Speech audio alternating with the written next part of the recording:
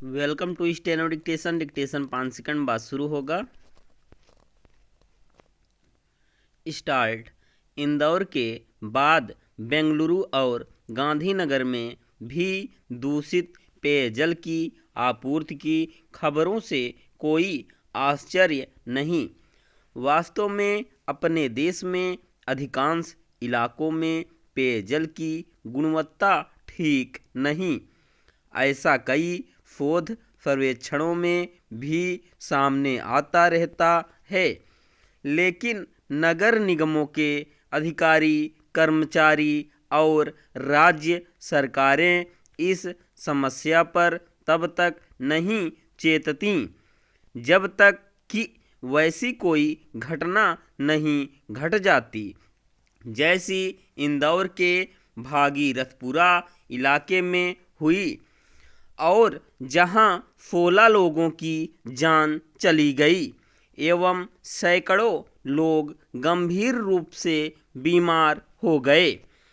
इतनी बड़ी त्रासदी के बाद पहले 2 अधिकारियों को निलंबित किया गया था। फिर जब मरने वालों की संख्या बढ़ी तो कुछ अन्य शीर्ष अधिकारियों पर भी गाज गिरी, लेकिन कुल मिलाकर मामला निलंबन तक ही सीमित रहा। इसे कोई ऐसी कार्रवाई नहीं कहा जा सकता जो नजीर बन सके।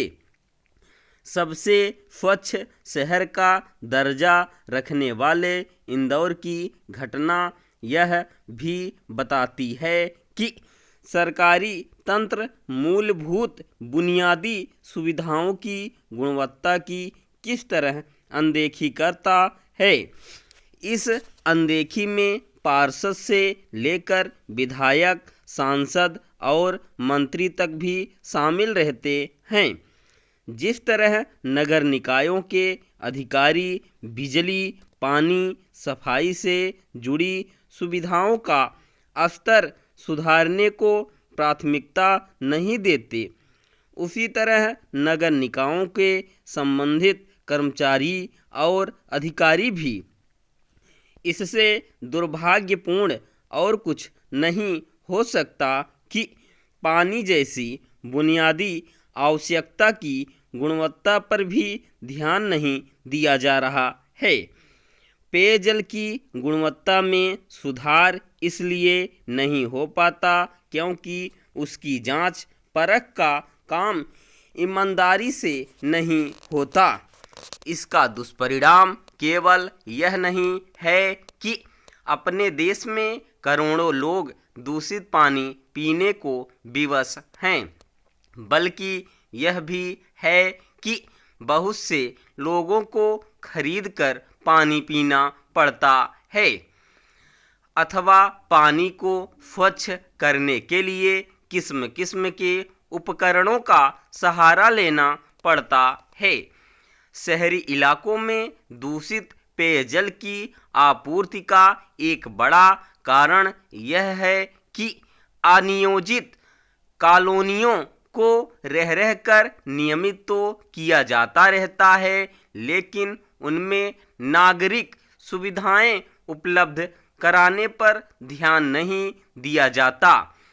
जनप्रतिनिधियों की निगाह केवल लोगों के वोट हासिल करने पर होती है। इंदौर का भागीरथपुरा इलाका एक अनियोजित कॉलोनी ही है। वोट बैंक की राजनीति के चलते इस अनियोजित कॉलोनी को नियोजित तो कर दिया गया, लेकिन इसकी परवाह नहीं की गई कि यहाँ सीवर लाइन और पाइपलाइन बिछाने का काम सही ढंग से कैसे होगा। यदि इस पर तनिक भी ध्यान दिया गया होता तो सीवेज को पेयजल वाली पाइपलाइन में मिलने से रोका जा सकता था। अच्छा यह होगा कि इंदौर की घटना से मध्य प्रदेश सरकार ही नहीं देश भर की सरकारें सबक सीखें स्टॉप।